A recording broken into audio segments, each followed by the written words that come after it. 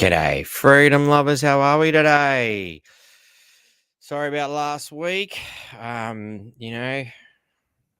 my back. It was pretty hard to sort of just sit here in the chair. It's still a bit of a challenge right now. But you know what? The show must go on. That's how we roll. So, what do we got today? Valerie. G'day, Valerie. How are ya? Oh, you're tagging everyone else. Good work. Let them know that we're here. Sorry, I was a bit late setting everything up too. So, I had a bit of a yarn with some good friends today. Getting all the some good intel for where we're going to go and what we're going to do next. Gary, how are you, mate? New Zealand, wow. Deb, how are ya? Mark James, how are you, mate? That all ready to rock? Situation down south. How did the sound go last night? The sound was good. Dom did a good job setting that up. That was, it all worked well. And in fact, I will be playing a recording of last night Senator Gerard Rennick's presentation, but not today. Maybe tomorrow, maybe Sunday. I haven't figured that out yet. It is coming. It might require a little bit of finessing, and a few little bits need to be sort of dropped in and out. For certain purposes, might sort of cover some people's faces and whatnot and all that sort of jazz. People are the power. How are you, mate? But today, I actually caught up with the senator during the day. I want to give a big thanks to Tracy for helping me out carrying gear around, because obviously with my back the way it is, carrying gear is not the easiest thing in the world. Looking forward to hearing from the senator. Yep, it was a good yarn. It was a great yarn. Generally feeling better. Cover one, but the back's still a bit sore.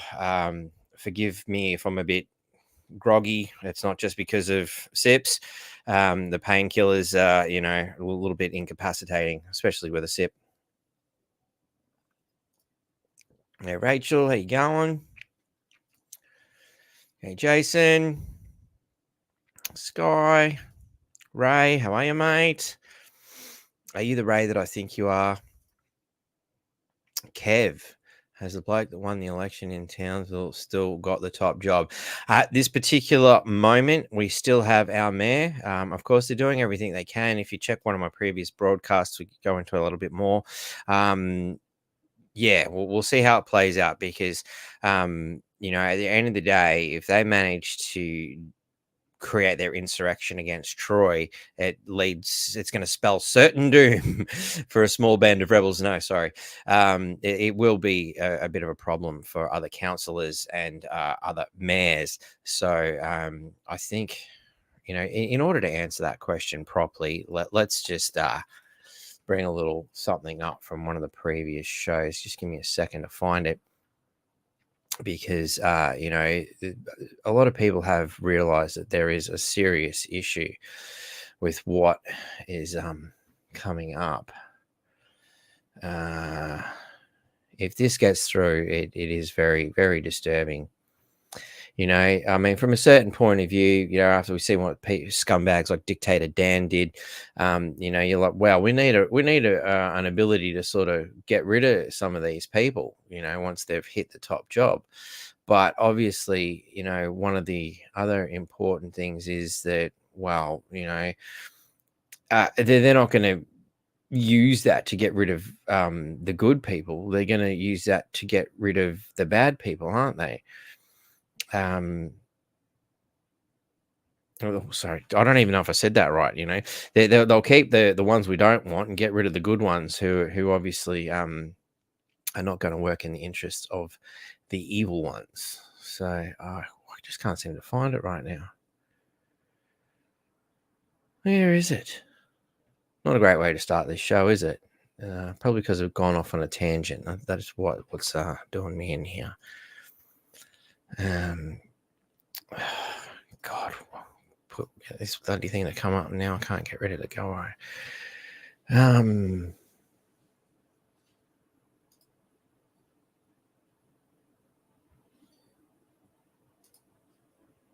Here it is. So let's just share this screen here.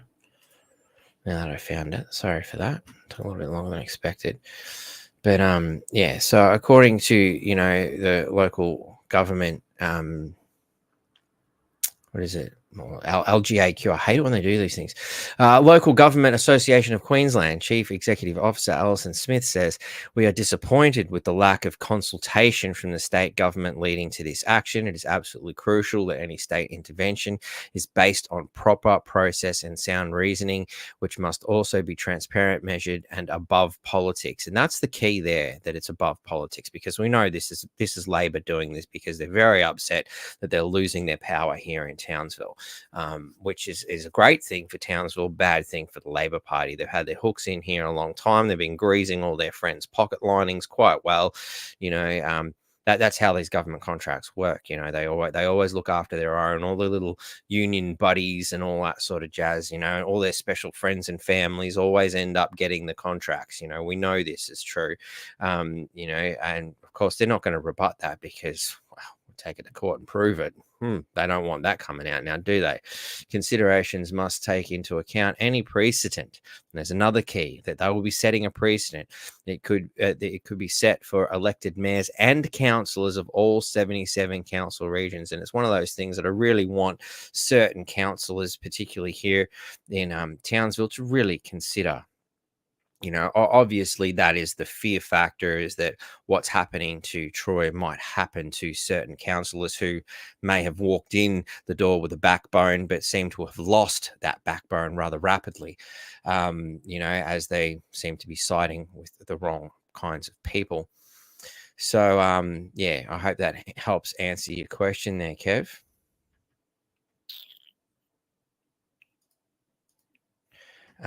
Zero added themselves to the stage. Sorry, you got me confused. So let's move that one out. So, g'day, Brian. How are you? Oh, shit me back. Oh, sorry, guys. I'm going to try and sit up a lot straighter than usual. Evening, everyone. G'day, Susan. Hope all is well. Yeah, the clan's doing a lot better than I am. Hope the weather's well there in beautiful sunny Scotland. Oh. G'day, mate. How are we? Look at all these wonderful people and all these comments. So, all good, thanks. No, not the way I'm thinking of. All right, cool. Sip, if you insist.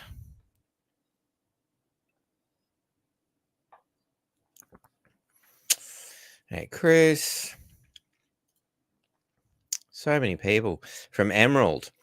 Did you ever get that Emerald? Emerald Victoria. Man, the roads around Emerald Victoria. My God, I remember driving a small truck around there one time. Back in the day, I thought I was going to fall off a cliff into a tree or something. Beautiful area though. Beautiful hilly region up there in those sort of Dandenong regions. So hey, don't say I blame you for wanting to live there.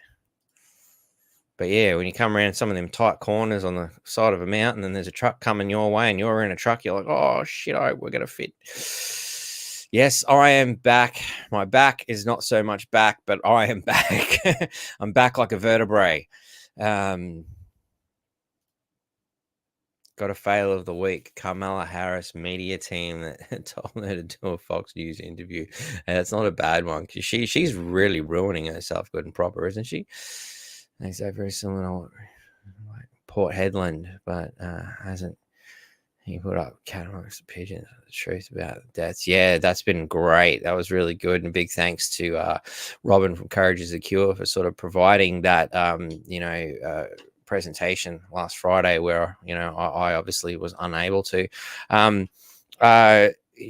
My lovely staff in the background there, if you guys want to take control of these comments for a second, we're going to talk about stirring the shit. We've got some spoons. If you're interested, shoot me an email. Let me know if you're keen on these things. We'll be looking to set up some sort of a North Queensland Freedom Network website at some stage where these kind of amazing coasters and whatnot are available. Maybe you want one of my ugly mug. It's perfect for putting a glass over the top of it. Like you really, so some great work. And because this is a wonderful sample pack that Adrian's put up for us, and I guess one of the things I need to think about is, do we go with this? Do we go with that? Do we go with this design? Do we go with that design? Or, and this is one of my more favorite ones myself. I quite like the look of this. It's, as you can see, it's been getting a bit of use there with the watermark coming through. That adds character as far as I'm concerned. The pricing for those things that we've got going. So, that raw wood one, which is here, we're going for $3. The painted wood, I'm gonna guess is that one. They're $5. Oh no, that's the photo engraved. Sorry, photo engraved is $8. That's the painted wood, which is $5. And of course, our wooden spoons are $7.50, and the leather pen case, which is pretty cool. I quite like these actually. Very sexy if I get it around the right way. Great way to let everyone know, that you support awesome shit.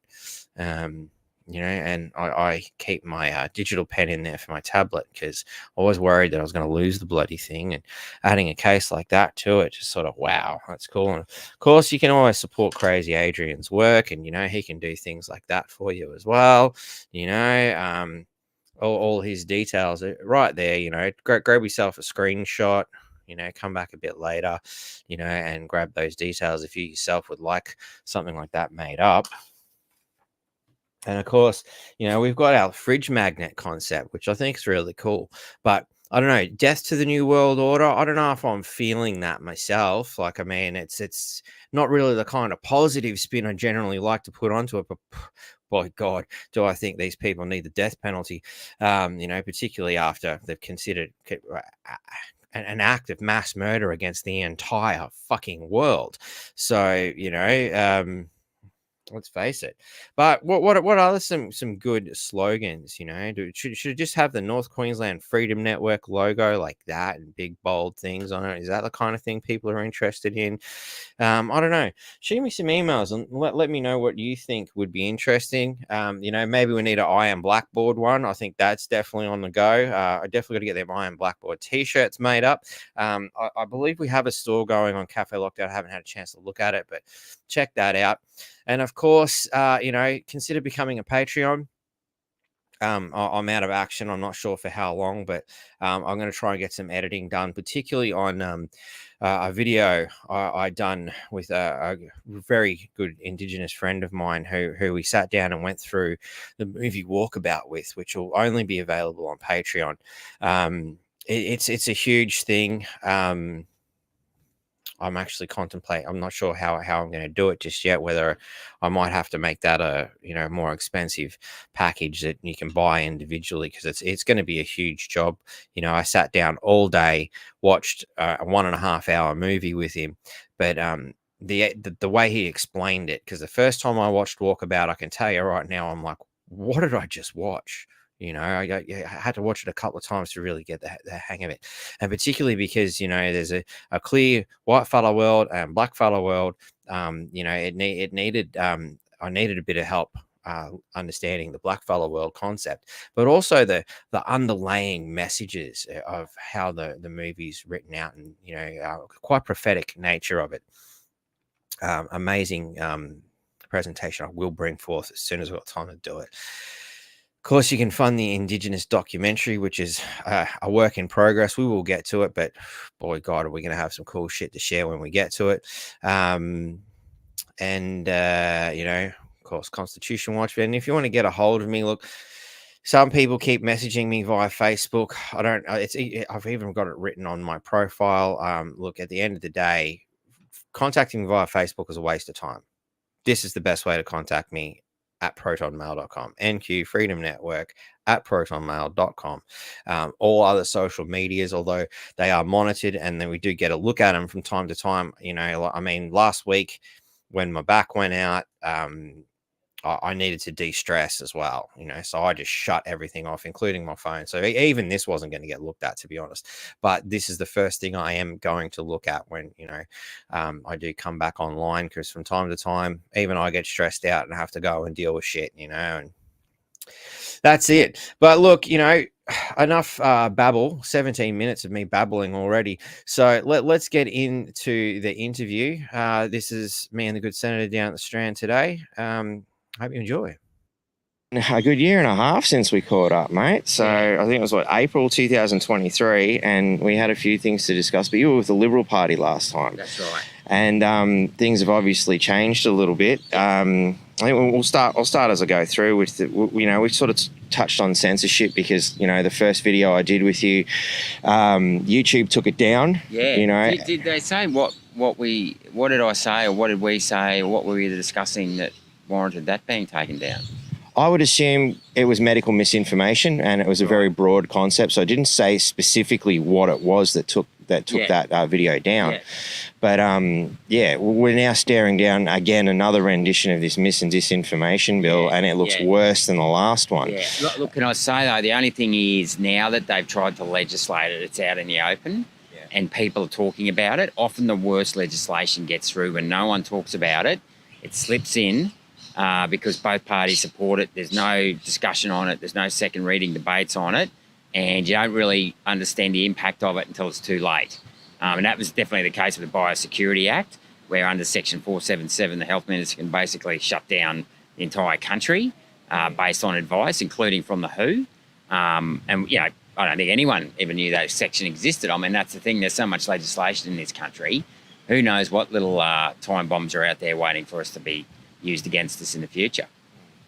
Especially when they seem to hide them in, amendment acts. So you're looking at the specific act, and then all of a sudden, hang on, there's an amendment act that's actually altered this act that I'm looking at, and I don't actually know what I'm looking at. Well, and as a politician, as someone who has to, you're sitting in Parliament juggling 100 things throughout a sitting day, and you'll get 10 amendments made, 5 minutes before you got to vote on the bill, and the amendment will only have the words that are being amended.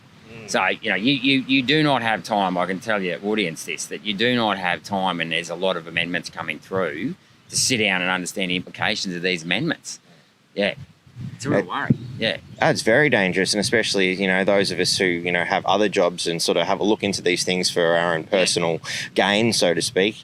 And it's a minefield. Yeah, it is indeed. It is.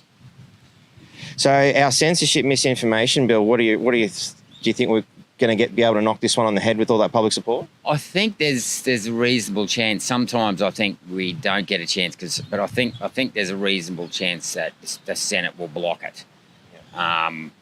It's certainly the opposition are blocking it, which is good. Even though they want to bring in a watered down version of it. No, the problem is even a watered down version, you give them an inch, they'll take a mile. So we can water it down now and they'll just pump it up later. So. But look, it will depend on a handful of senators, of which I'm not one of them. I'm clearly voting against it. I don't think David Pocock's going to vote for it. Obviously, One Nation won't vote for it. That leaves Fatima Payman, Lydia Thorpe, Jackie Lambie and Temi Tyrrell. So I think they'll have to get 2 because it's got to get up rather than down. So they'll need to win the vote rather than tie it. Look, we'll have to wait and see. Look, some of those senators, some of the other crossbench senators, I can't always predict what they're going to do. Well, surely, considering some of those senators are also rather extreme, but more to the left as opposed to the right, surely they can see that kind of censorship isn't going to work in their favour either. Yeah, I mean, look, as I said, it's hard to predict. I mean, we just have to get ourselves into a situation whereby we don't have a Senate with crossbench senators that aren't going to uphold the values, Australian values, and they're going to put the people first. That's what we need to do. I keep using that word. I mean, that's obviously the name of the party, but it's actually, it is a catchphrase, but that's literally, you got to protect the rights of the individual, and we just need to make sure we get people in there that are going to continue to do that. Yeah. So, I mean, when we last caught up, and obviously, started off you with the Liberal Party, I asked the question that was sort of put to me from George Christensen that, Liberal Party and the Labor Party are pretty much just socialism and socialism light. Yeah. Have your thoughts changed on that? No, my thoughts haven't changed on that. I'd agree with George's opinion on that. My view at the time was, and it was Plan A, and I'll acknowledge this, that I wanted to change the party from within. And that would have been my preferred option. However, the people who I wanted to take out ended up taking me out. So that's it. So this is now plan B, where I'm going to try and do it from outside a major party and try and get our values back on track. It's certainly a lot easier being outside the party and saying what I think and pointing out the deficiencies of the minor parties, because when you're inside the minor party, you've got to try and work with them to sort of bring them around. So now I can just use the straight out, call a spade, and, just little things like, John Howard brought in the baby bonus. He brought in the first home buyers grant. He abolished nuclear power, banned that, brought in the renewable energy target. He was the one that brought in the national curriculum. Actually, the coalition, along with One Nation, voted for the cross-media to lift the cross-media ownership laws that banned newspapers and TVs from having cross-media ownership. Yep. So now you've got Channel 9 and Fairfax in the same stable, News Corp, Papers and Sky News. Things like that have made, and that's on the coalition side, not to mention all the Labor stuff that I've mentioned many times before, that they, I can call all that out. Yeah. And it's important to call that out. Well, it's great to see that you started to really call it out. I think they've sort of let you off the chain, so to speak, by letting you out of the Liberal Party. And, I mean, the media is definitely one of our big problems, I think, particularly here in Townsville, we've got one newspaper and they made sure that another newspaper wasn't going to get up. What do you see a solution could be to sort of open up that media and perhaps, curtail their obvious left bias? We'll bring back to cross-media ownership laws. Yeah. So you can't own TV and newspapers. And it's not just Townsville. I know when I was a Senate candidate back in 2016, I'd stop at many small towns and pop into the local newspaper, and you'd always get an interview because they were always looking for content. So Air used to have a local paper. I think that's been shut down now, and it's just, gets one page lift out on a Thursday in the Townsville Bulletin. The same for places like Tully. And it's so much difficult for those independent operators to get up when they're competing against the big end of town. So we've got to reinstate those cross-media ownership laws for a start, so that we're not getting the one narrative. I mean, because effectively the ABC the government already owns, News Corp. So you've only got to get a hold of News Corp and Fairfax and Nine, and you've got 90% of the mainstream media. So it's and then on the other hand, you've got, YouTube and these guys censoring us on social media. Which makes it hard to get out a counter narrative.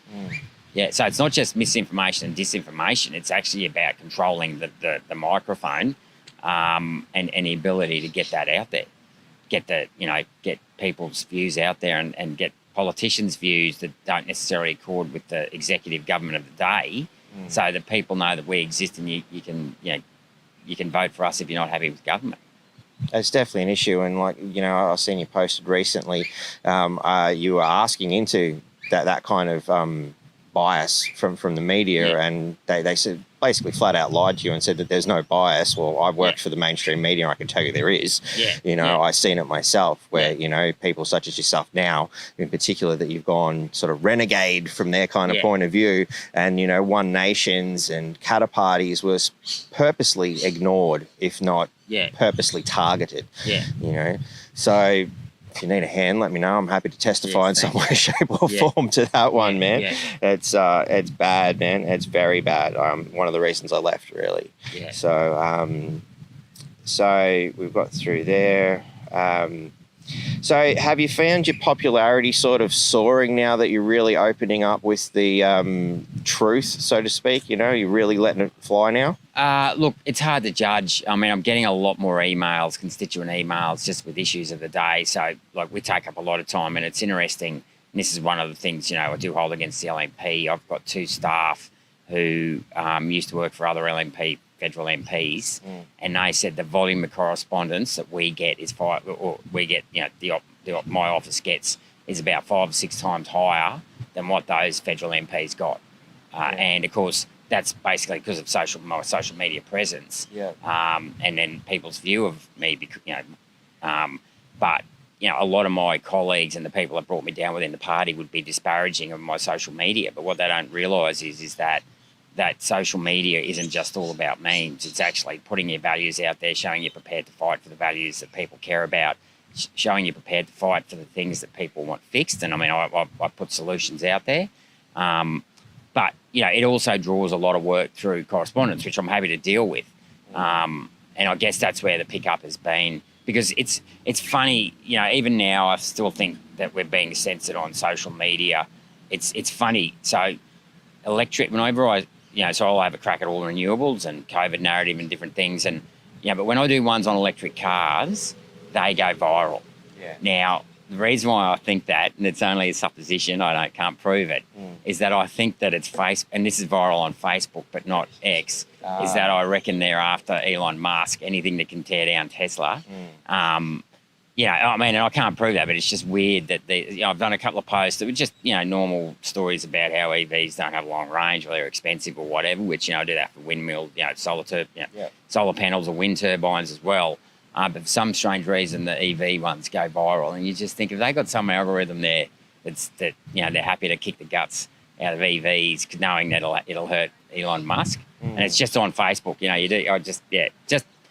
just a theory. I've got no proof of it, but you do have to wonder sometimes. Yeah. Not a bad theory, because I've wondered the same thing, because I'll notice a similar sort of algorithm with my sort of stuff. If you go against the EVs on X, the post won't go as far as it say would on Facebook, which is very interesting. Yeah. Well, I haven't found it a problem on X. It's on Facebook, whereby it gets boosted. It's almost like it's boosted, and it's bizarre because it's sort of like there's nothing special about this post compared to other posts, but it like I had one that went close to 1 million views the other day, and it was just an ordinary post. But anyway, who knows? Yeah, it's hard to tell. Yeah, definitely. So the rollout of that infrastructure, that's going to cost us a lot for these EVs, though. So I mean, absolutely. Yeah, and as I've pointed out on social media a few times, these charging stations cost $500,000 each. That is a lot of money.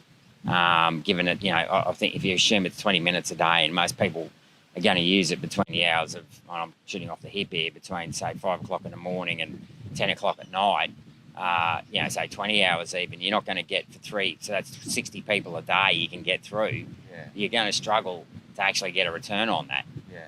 Because you've got to put them, you've got to take up land, it's going to take up land. Yeah. You've got the installation costs, you've got the ongoing costs of the power. And I just can't see that fuel stations are going to, destroy their fuel business for EVs. So anyway, we'll see what happens there. Yeah. I mean, look, for what it's worth, if you could get a battery, so that NASA uses plutonium batteries to get their probes out into space. Yeah, I was thinking the same thing the other day, actually. Yeah. So if you could get, now I don't think plutonium's the answer there, but if you could dangerous. Yeah, sounds dangerous. There may be a safe way. I mean, if they could find a safe way to do it with plutonium, go for it. If you could get a battery that would last a year or something that you didn't have to fill up all the time, like recharge after 500 or 600 kilometres, and it would say an hour every 6 months instead of an hour every week, that they may work, But so I'm not against EV technology if it can improve, but at the moment, the mining behind it is very labour intensive and industry heavy intensive. I mean, I know they say they've got fast chargers and all that, but even a fast charge of 10 minutes instead of 20 minutes or 30 minutes, I just don't think it's going to work. Having said that, I know that there'll be wealthy people out there that have the time, that are time rich, have the money, financially wealthy, that can afford to buy an EV as a second car to run around the city. Yeah. And look, if they want to buy it, that's fine. Just don't get on your soapbox and tell me you're saving the planet and that it's cheaper than, other forms of fuel, combustion engines. Yeah. Yeah, agreed. It does seem like a bit of a lie in that regard. You know? And I've got a paper, I don't know if you've seen it, but I'll send it through to you. It's a substantial document which basically points out we do not have enough resources to replace all the petrol cars. We will run out long before we replace all we have, and we still haven't gotten into replacement parts. Yeah, that's exactly right. Yeah, and that's the first time, and that I'm assuming is for the first round of electric batteries, which for the first 8 years. So what happens the 8 years after that, and the 8 years after that, and the 8 years after that? Exactly. So the energy involved, and this is Larry Marshall, head of the CSIRO, told me this in estimates. It costs 3 times more to recycle a car battery than does the cost of the materials that go into it. So, yet again, because those car batteries are so, metal intensive, just trying to extract all the metal and separating the metals as they're extracted would be a huge effort. Yeah. But I'll tell you what, if if I could find a business after politics that was going to recycle some of that stuff, and obviously it'd have to be an ongoing business that was profitable, a going concern, there'd be some big coin because there's going to be a lot of material get wasted there. No doubt they'll dump it all. They'll just dump it in a big hole somewhere. But yeah, That'll be cheaper. yeah, Just it like will the be cheaper. windmills. Yeah. So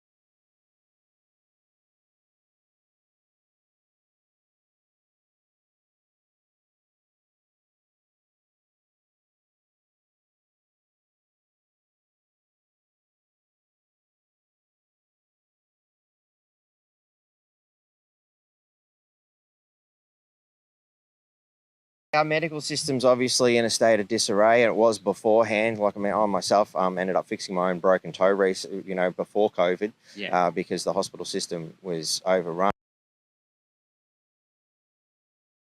Sorry, I forgot to unmute myself.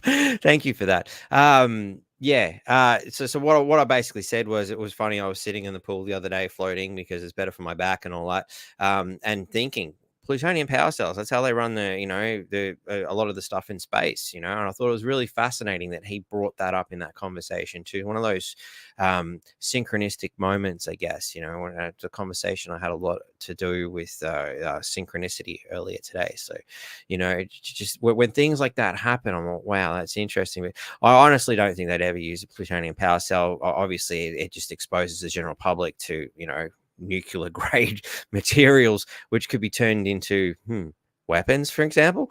Given that Stalin himself, stifled the entire Russian V2 rocket program before it got a chance to take hold, because he was afraid that people might use that weapon against him and his totalitarian socialist regime. But that's another story. So I don't see them doing that. Not to mention, how are you going to make money out of a power cell that actually lasts for like a shitload of time? That's not what this system is about, is it? The system is about keeping you in indentured servitude by constantly making you pay again and again and again. Hence, pay G, pay again, pay again. Anyway, let's continue with what the good senator's got to say. Hey? What kind of policies are you running there? Well, we need to simplify the bureaucracy. There's too much money being spent, I believe, on the bureaucrats, and I think there's too much money being spent on preventative health measures that aren't actually targeted properly. So, let's go back to the whole COVID vaccine. Not that we need to tell the audience about what happened there, but, yet again, we bought 300 million vaccines for a population of 25 million people. Yeah. At the same time, 12 doses per person, when they were saying that it was 2 doses were enough. Yeah. So they were buying way too many drugs, and then on top of that, you had the masks. All in the name of prevention. Whereas 99% of the population's immune system would have sorted it out. Yeah. And I suspect that goes on across the industry as well. Yeah. In other ways. Look, it's one of those, and one of our policies is to look at reforming the federation and remove the duplication of federal and state bureaucracies. I would like to see health go federal in terms of administration, not operations. So effectively, instead of 9 bureaucracies, you have 1 health bureaucracy. Now, some people say that'll give the health department too much power in Canberra. You've actually got a situation that is worse than that at the moment, whereby APRA is controlled by 9 governments. Yeah. Right now, no one can get anyone to hold APRA to account, because you've got to get all 9 ministers to agree. Yeah. Right. And some of the stories, and this goes way beyond COVID, like I'm hearing doctors are being deregistered for all sorts of things. And it just sounds very Orwellian what's happening there. So I would like to see APRA reined in. I'd like to see more targeted health measures at people who are sick. Obviously, by all means, encourage exercise, good diets and things like that, but we don't need to spend billions on doing that. and just reforming the health bureaucracy for a start. You know, we waste billions, and I'd like to get that PBS list and go through it line by line to see how many drugs, things like cholesterol drugs, and I posted an article. It was on The Conversation about a decade ago now, whereby, and I think it's come off label now, but there were cholesterol drugs that, you know, that were costing us $5 billion on the PBS, and other countries, you know, were buying off label for $2, and we were spending $50, you know, a dose or something. Like, it was just real lazy. It was as though, you know, the government of the day, surprise, surprise, had rolled over the pharmaceutical industry, and that was in regards to cholesterol drugs. But back then, of course, what was interesting, it was the left side of politics pushing back on Big Pharma because they saw it as a corporate. But now the Big Pharma's in bed with the left. Yeah. So, you know, this is a topsy-turvy world whereby the left now are sort of, and both major parties, they have just ended up being captured by the big end of town, whether it's big bureaucracy or big corporations. And the missing link in all of that, the merging where they've merged, is through the superannuation funds. Yeah. You know, because they know that, like Labor know, that they can control the industry funds, and the industry funds combined use one proxy voter, one guy that does proxy votes. They control over 20% of the vote of most ASX blue chip companies now. So that's where the merging of the big government, big businesses come through superannuation, which is why we've got to bust that. I mean, people have to take responsibility for saving for their own retirement. Those that can, those that can't should get a decent pension. It's that simple. Yeah. Exactly. I think I was seeing it's happening more in America at the moment. But whenever America farts, we'll get a smell of it. You know, that we've got weight loss drugs, and they're basically coming through that are lifetime drugs. Once you're on them forever. Which one is that? Is that Ozempic? Yeah. Right. I don't know anything about that. I've seen a few articles about it, and I've got to be honest, I don't want to go there because I have a feeling if I looked into it, I wouldn't like what I saw. I'm pretty confident that would be the case. Yeah. Don't know a lot about it, but yet again, taking drugs for something like losing weight, you know, change your diet, do more exercise, get more sleep, whatever. And I don't know if this Ozempic, I don't know enough how it works, if it's being subsidised. I would guess it's not being subsidised by the PBS. I don't know that.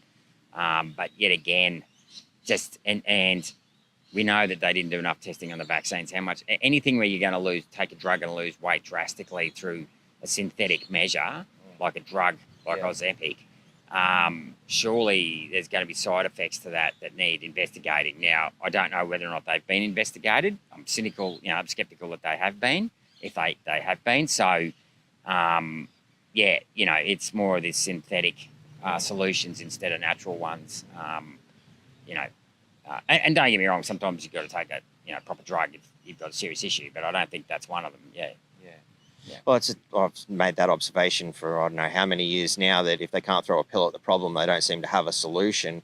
Would you be willing to entertain more naturopathic sort of solutions being administered into the mainstream medical association? Well, look, I'm open-minded to that. I don't know enough to know. I mean, I'd have to look at the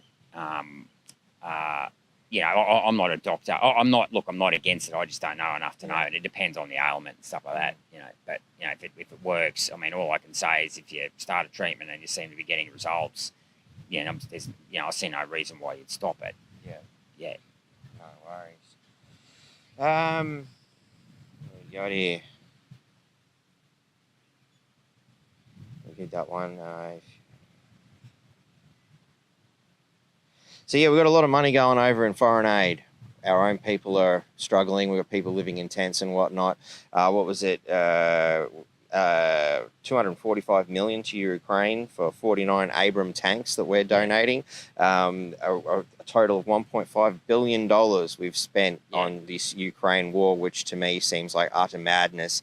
If I would put it into a cartoon form, it would be Ukrainians grabbing their own citizens off the street and catapulting them into Russian tanks. That's how I would paint that picture. How do you see this situation? And wow, what a waste of our own money, like you were saying last night. Waste of money and waste of human life. I mean, this could have been resolved through diplomacy in the same way that Reagan and Gorbachev brought the Cold War to an end back in the 80s. And this is why I'm so critical of what's happening, because the solution seems to be inflame the situation. You know, the powers that be want to inflame the situation rather than pick up the phone and sort it out. And we've gone from a situation in the late 90s where Putin asked Clinton if he could be a part of NATO to now this. And unfortunately, it's the people of Ukraine who are suffering the most as a result of this, and Russia, not so much as Ukraine, obviously. But and the scary thing is where does this all end? And it's the conflation of this and the trying to inflame this situation when strategically it makes no sense for the West to get into a war with Russia whatsoever. We've got enough problems in the West. Look, we're talking about Donbass here. I think we should go back to the Minsk agreements that were originally agreed upon, where Donbass was allowed to have a referendum as to what they wanted to do, whether they wanted to stay a part of Ukraine, whether they wanted to remain independent or become independent, or if they want to become a part of Russia. But ultimately, let's have a referendum on this. Let give them a say, and let the people of eastern Ukraine, because this is really all about eastern Ukraine, because as you probably know, a government that was voted in mainly by East Ukrainians was overthrown in 2014, and of course the mainstream media like to ignore this. And then a civil war commenced whereby I don't know who started it. I know the East Ukrainians weren't too happy about having their government overthrown in a violent coup, and that's what it was. So a civil war broke out, rightly or wrongly. But yet again, a part of they've actually, I think they had 2 Minsk agreements. I'm not sure if it was the first one or second one, but anyway, they decided let's have a referendum. But then Merkel admitted to delaying that so that they could give Ukraine time to prepare for war. Well, why would you do that? You're better off trying to reach a diplomatic solution, especially in light of the 20 years that the West have wasted in the Middle East. We've already, brought down our morale. I mean, Jim Molan, former Australian general who's now passed away, he was a good senator in the Parliament. He said, that the war in the Middle East just, I don't know if he said the word destroy, but certainly lowered troops' morale. And we wasted a lot of money on that at the expense of building up our defence in the Pacific. And that's where we really need to be focused, is closer to home. And if you are going to give any foreign aid, it should be around the South Pacific Islands to make sure that they stay, as a part of the island community in Australia and not necessarily get influenced by other powers. Yeah, we should definitely be looking after our own and our own backyard. To me, again, we're seeing the way that the Ukrainians are being literally ripped off the streets in what they call a recruitment process, and then we're talking the same sort of thing. If we end up in this World War III, they seem to be heavily pushing, they're talking about conscripting our own here. And, I've got young kids at home, and they are some of the most, kind-hearted children. I couldn't imagine them being forced to pick up a gun and go out and kill people, I think they would break down. I don't want to speculate on how far this is going to go, but, obviously the first position must always be sound diplomacy. I do believe in strength of position as well, but strength of position involves, fortressing Australia, not going, our soldiers join the Australian Defence Force, they don't join the Australian Offence Force. So, we need to make sure that we use diplomacy, especially a small country like Australia, because there's only so much power that we can exert. Not that we'd even want to exert it anyway, because all life we have to respect, and we just need to obviously focus on trying to find peaceful outcomes for everyone, regardless of their nationality. It's disturbing in the sense that we are still part of the Commonwealth in that sense, and whenever England goes to war, we seem to follow. We've got a museum just down the road with a big long list of the wars that we've jumped in on just because Britain went along with it. It's kind of hard to see us not getting involved if this goes forward. Well, look, let's wait and see what happens. I don't want to speculate, but ideally, we can, if Trump gets in and he can, try and bring some of these wars to an end as soon as possible, that'd be good. So do you think he is what he says he is? I'd like to believe that Trump would do that. But Yeah, look, even as president, he's not omnipresent in the US administration. So he can give an order and he can leave the Oval Office, but where it goes after that, I struggle to keep, I've got staff, back in Brisbane today. Do I know everything they're doing every second of the day? No, I don't. I know that they're loyal and they do their job properly, which is good, but that's because I've only got a small handful to manage. But when you've got thousands of them, it's very difficult to know that they're all working in your favour. The one thing that the Washington system does have is that you can replace the bureaucrats with a new administration, or at least the top bureaucrats. Whereas here, it's not as easy to move a lot of these bureaucrats on, and I've got to be honest with you, it's about time we did. Yeah, but look, he says the right things, and he's taken a lot of heat saying those things, and I do think that he's genuine. Look, he's not perfect by any means. He could probably work on some of the personal skills, but none of us are perfect, right? But I'll give him 110 out of 10 for courage, and I do think his views on putting his own country first are the right ones. It would have been very easy. This guy's a wealthy man. He could have easily walked away after his last election loss, and golfed his way into a nice retirement. But he didn't. He's still out there fighting the fight, and even after he got shot at, his natural instinct was to keep fighting, and that's what this country needs. Well, it's what the world needs: are people who are prepared to risk it all for future generations. Because quite frankly, we don't have enough people at the moment doing that. I mean, I say enough people. Sorry, I should say enough leaders. Too many of them are weak and insipid, and it's not just in politics; it's in industry as well, and throughout the bureaucracy. Yeah. You said an interesting thing last night on that note, where that even Peter Dutton himself has been sort of manipulated or blocked from, for instance, supporting yourself in the bureaucratic system of the LNP. Yeah. I can't say I was specifically surprised to hear such a thing, but how does the government and even the people get behind that kind of change that we need to prevent unelected bureaucrats from manipulating those who we have elected? Well, you just got to get active in the political party. I mean, now that I'm not, if I was in the LNP, I'd tell you to join the LNP, turn up to your AGMs and vote in your AGMs and kick out those guys that aren't doing their job properly and representing the values of the party. Now I'd obviously say, subject to getting registered, join the People First Party and try and, hold a major party to account, which is a major party as a minor party is the best that we can do. And hopefully if we get in a position where we hold a balance of power, we can then wedge what they want to vote on by saying, well, here's the policies I ran on, lowering tax, lowering the number of bureaucrats in the country, making superannuation voluntary, giving greater financial options to parents with childcare, things like that. So, but yeah, look, politics isn't a spectator sport. You can't just sit there on social media all day and shout at the clouds about the UN and WEF.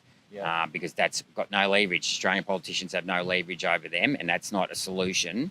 That's not, talking about foreign bodies all the time. And, I think this is one of the things minor parties need to stop doing is just shouting at the clouds about foreign bodies. They need to start explaining how you're going to change the laws in this country that are going to empower the individual and their families. Be very specific about it. So, I've got, make superannuation voluntary, make superannuation boards have to be elected, not selected, make them have to seek your proxy if you're a member of a superannuation fund before they vote at an AGM. That will start to break up the power of those superannuation funds, for example. Get rid of all the subsidies or renewable subsidies, reduce the size of the bureaucracy, and even though it may sound like you're giving more power to one bureaucracy, sometimes it's better because then you know who to hold to account. Because as we were talking about health before, who's in charge of health? Federal or state government? Yeah. Or APRA, or the TGA, or the PBS scheme, or private hospitals. Yeah, too many cooks in the kitchen. So, some people are afraid of giving power to one body, and I understand why, but at the same time, though, you'll then clear up this whole ambiguous responsibility issue that the state and federal governments do so well. And while they play on that, they start blaming each other for the problems instead of actually talking about, well, here's the solutions. And if you've only got one level of government in charge, suddenly there's no more blame shifting. It's like you either fix it or we'll get rid of you. Yeah.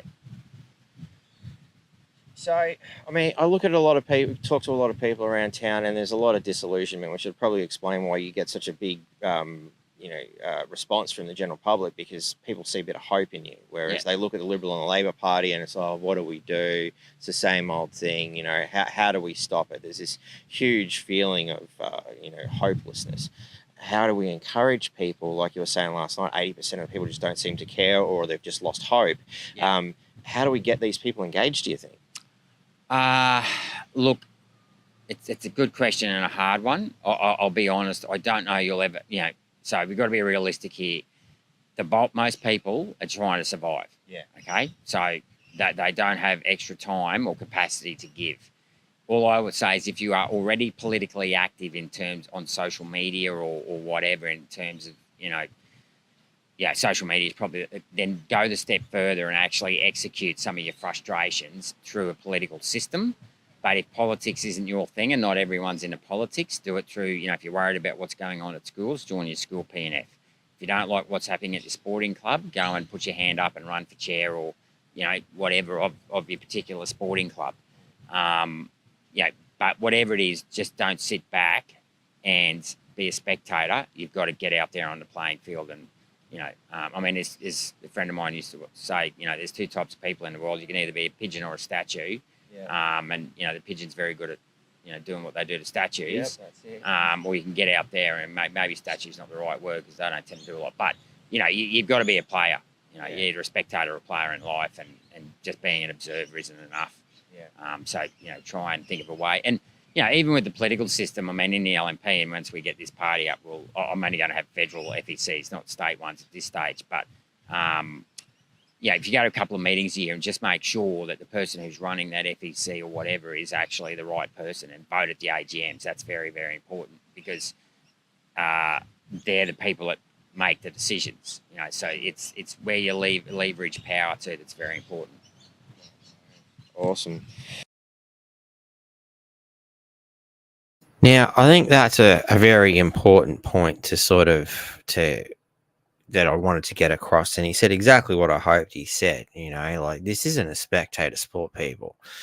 I know there's a lot of people sitting there on their butts watching right now. I'm sitting here on my butt watching me do my thing, and I've said it at the end of many podcasts, get that Michael Jackson track out, play it through, have a look at the man in the mirror and ask him or her, what can I do? This is not a game where we are approaching the end game something fierce. And some of the conversations I've been having lately would suggest that, Agenda 2030, people think it's going to happen in 2030 sort of thing. Well, you think, how things rolled out during COVID 1984, for example, the scene was set a lot earlier than Agenda 2021, when they rolled out, how that turned out. So things are going to happen before these specific dates, and things are already being put in place now. So it's very important that if you do give a shit and you do want to see things change, you've got to find something that you're good at. Find anything. It doesn't have to be, oh shit, I solve the entire world's problems in one hit. Every little bit helps, and if there's a lot of us doing little bits here and there, it's like a swarm of bees coming at them.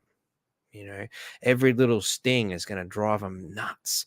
And considering we're generally dealing with a socialist mindset that thinks like a hive, they think in a very regimented way, to have multiple attacks coming from multiple systems, lots of different people trying different things. They'll have a hard time trying to sort that out. So I really want that to sink in. I've been saying it for a long bloody time. People need to get involved some way, somehow. You can't just sit on your chair, keeping that chair warm. We need people to get involved. Very important. So let's continue, shall we? Well, we'll end on a more humorous note. Albo's $4.3 million house and his $100 million road expansion, so he can get to it easier, mate. It seems like he just does not give a shit anymore. That's it. The Australian people hate me. I'll just take them for everything I've got. That's the way I feel. How are you seeing this? Oh, he is tone deaf at the moment. And look, the guy's got money, fair enough. But he's already got 2 residences paid for by the taxpayer. So why you'd need to buy a holiday house now when you're not even going to spend any time in it? Just beggars belief. We're in a housing crisis. So yet again, you're just rubbing people's noses in it. The building the road. Look, the road probably is bad. Like a lot of roads in Australia, but yet again, that seems as though you're putting the road you want to use in front of other roads. So that's just tone deaf again. And it's not fair to his colleagues in the sense that, and this is, I used to hate this in the LNP, whereby sometimes we do weak stuff and you're just like, no. And then people ask you why one of your colleagues does whatever. I used to get this all the time. Well, why aren't they saying anything? It's kind of like, well, I don't know. I'm not them. Yeah. You know, so then you've got to start, you know, you're expected under the party system to defend your colleagues when they do something wrong. And this was the problem. This is where I fell down. I wouldn't defend them. I'd just go, well, you know, I mean, I withheld my vote there over the injuries because of the vaccines, because Greg Hunt wouldn't do anything about it. It's just, I mean, but the thing is, I've never rated Albanese, that goes without saying, but I would have thought the Labor machine was smarter and would have kept him focused on issues that matter. And, you know, he's wasted time on The Voice, he's wasted time on renewables, you know, on woke agendas. The RBA this year, the Treasurer Jim Chalmers, they're having a discussion about how many boards the RBA should have. Who cares? You know, what we want to know is how are you going to manage the economy in a way that are going to make cost of living pressures easier, not how many boards on the RBA. This is shuffling deck chairs on the Titanic.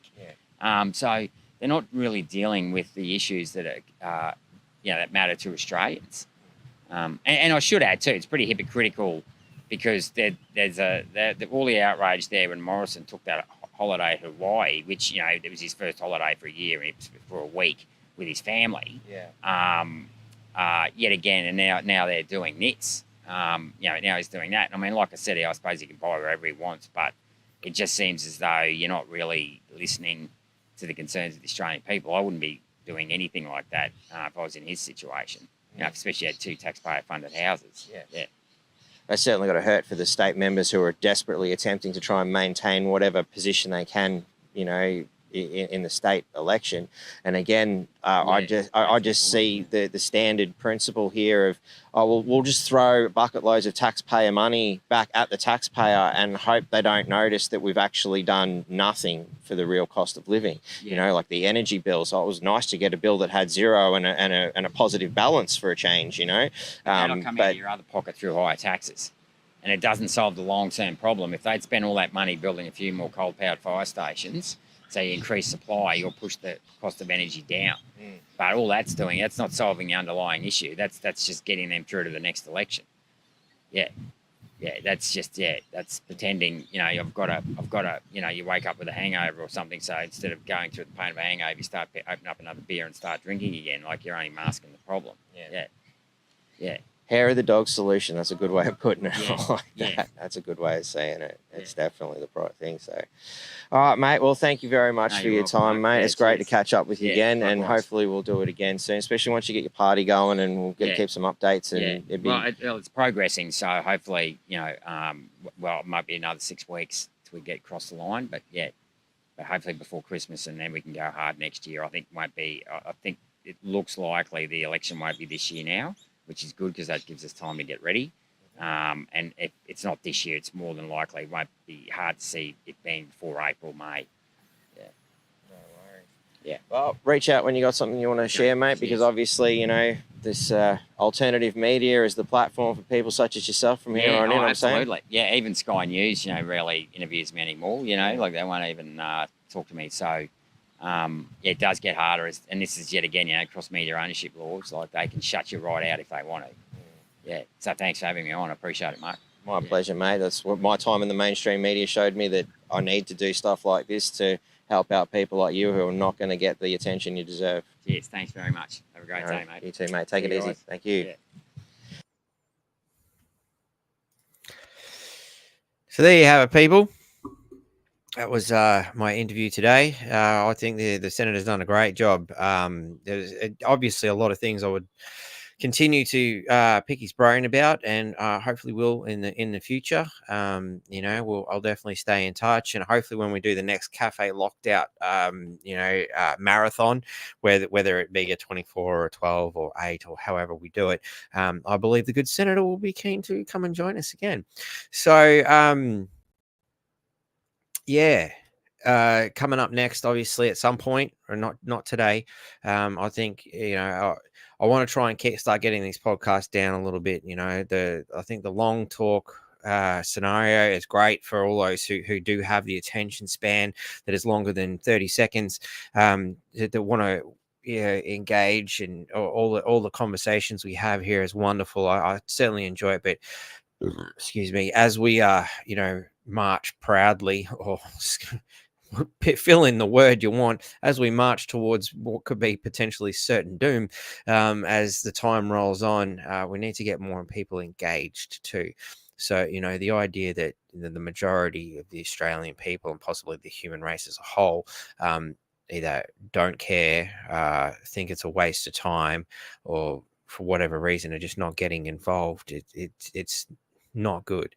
And I think it's because they've got nothing to believe in. So we need to give them something to believe in. And at the very initial point, we've got to get them thinking. And I think short form videos are going to be the way to go. So I've got to try and figure out a way to do that. My time away and a little bit of meditation has sort of definitely got me thinking. I need to get back into producing content that is quick, entertaining, direct, to the point. And much like the way Pauline Hanson grabbed my idea and ran with it with the cartoons, educate and entertain at the same time to really wake people up. So leave it with me. We'll figure a way out. I think me hurting my back is kind of the universe saying, come on, man, you're meant for more than just driving fucking trucks.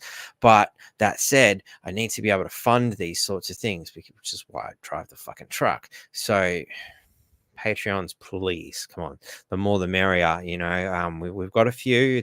And I love my wonderful Patreons. I'm sorry I didn't get a chance to log in to check everybody's name to see who's there today. Can I actually see it from here without clicking? I don't know. I don't really want to go through all the bullshit. Anyway, trying to keep this quick and to the point. So please do consider becoming a patron if you love this shit. It's just the same as watching a street performer. I've gotten out there, I've done my dance, I've thrown my fiery balls around and caught them in my mouth and spat them out into somebody else's in some sort of strange show. That's the first crap that come into my head. I've done my show. I've done my thing. I've worked hard. As you can see, I had to go out earlier today to shoot that. I've had to quickly put it on a timeline, get it out, get all this stuff set out. These things take a lot of time, and a little bit of pat on the back in the form of dollar signs would definitely go a long way. Anybody got stories out there they want to share, particularly, I want to help the North Queensland region, as the senator said, there's just no news out there. Troy Thompson and I attempted to get Troy Thompson mostly. I was just there doing my bit, which was the digital design component. Got that newspaper going for the people a while back, but News Corp crushed it. One story that the Townsville Bulletin will not tell you, and that's why they don't like him, amongst of course the other 2.5 hours worth of shit that came out on that podcast that they didn't show you either. So alternative media is very important. As we said, 90% of it is pretty much controlled. We are the solution. Courage is the cure. North Queensland Freedom Network, what the fuck? And of course, our umbrella group of Cafe Locked-Out. It's really important that we get out there and again, thinking of things that people can do to help out. Share the shit out of this stuff. Let people know about Cafe Locked-Out and the group of awesome podcasters. I'm stoked to be a part of the Cafe Locked-Out crew and to do my little bit for what I hope will become, the source of news for the people in time to come, or even just entertainment, because who knows what we can create in time to come too. What happens when we get all this shit solved and the world becomes a wonderful, beautiful, happy place? Well, I have nothing to whinge about. I guess I'll have to get back to creating stuff, and I'll pull these guitars out and entertain you in another fashion. Who knows what the future holds, but we can make it a better place with your help. Don't just sit back with a bag of popcorn, So sips to you people. Thank you very much for watching. I hope you've enjoyed this. Whether I get it out tomorrow, whether I get it out Sunday, I'll show you the entire presentation that I witnessed last night.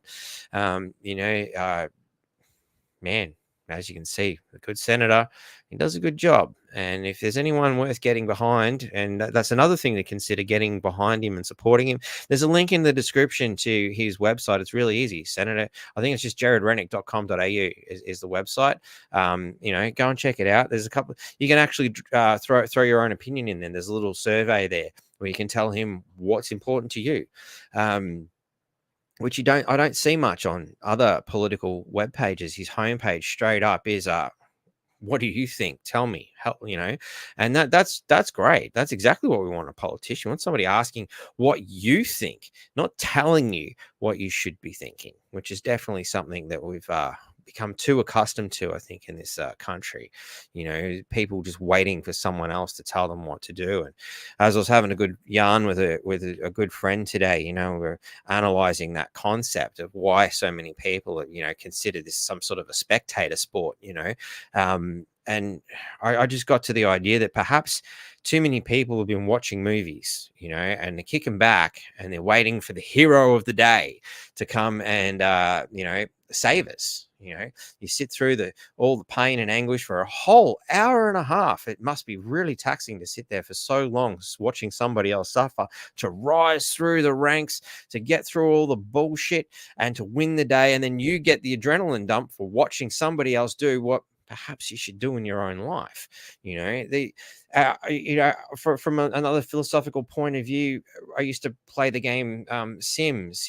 Long story short, as to why I was playing it, the missus was interested. I needed to make sure it worked, and I actually got addicted to it. It was interesting. But for a little while there, I'm playing that game, and I'm thinking to myself, why am I investing so much time in this little digital character? I'm sending him to work and he's earning money. Getting him educated. He's getting smart. I'm getting him fit. He's on the treadmill doing these things. So the super buff, totally intelligent, rich guy is building all this amazing stuff. And who am I? Some asshole idiot sitting behind the computer, living vicariously through a computer program that's having a better life than I am. So let's do something about that. Stop living vicariously, perhaps, and there was a little quote I was going to go out on. I should have been a little bit more prepared, but as usual, while I was off with the fairies or engaged in something otherwise, where did I put it? Good old quotes of the day. You got to go with a good quote here and there. And this one's been rattling around in the head a bit and came up in conversation with my very good friend today. So where is it? Just got to get through my bank here. Two very important ones from, what I believe to be some of the greatest movies ever made. And, once upon a time, I did sit down with a friend, somewhat inebriated perhaps, and we kind of figured out the meaning of life, according to this movie. Woke up the next morning, completely forgot what it was, but for that brief moment, we had it all sorted. So just waiting for it to load. Sips, by the way.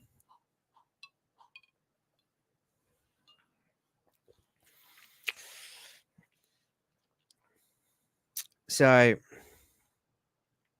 for those of you who are perhaps looking in the mirror and that being of light staring back at you gives you an idea, and you might say something to the effect of, nah, that ain't going to work.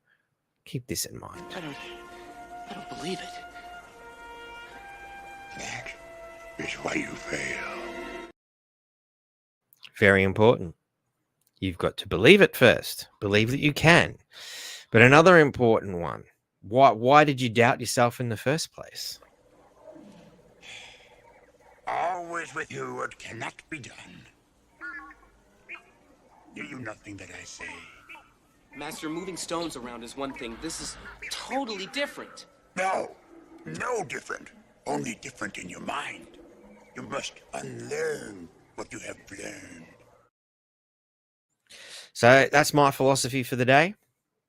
I hope it resonates with you people and inspires you to stop keeping that seat warm. Let it go cold for a bit. Get up, get your shit sorted. Till next time, you guys do the best you can to be the best you can.